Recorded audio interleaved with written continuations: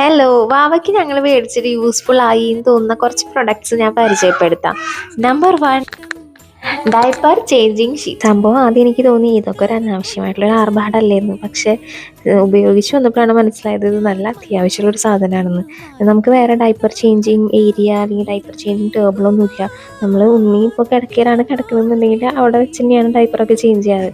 അപ്പോൾ ആകെ മെസ്സാവുമായിരുന്നു. അപ്പോൾ ഈ ഷീറ്റ് കിട്ടിയപ്പോൾ ഡയപ്പർ മാറ്റണം എന്നുണ്ടെങ്കിൽ ആളെ ഇങ്ങോട്ട് മാറ്റി കിടത്തുക, എന്നിട്ട് ഡയപ്പർ മാറ്റുക.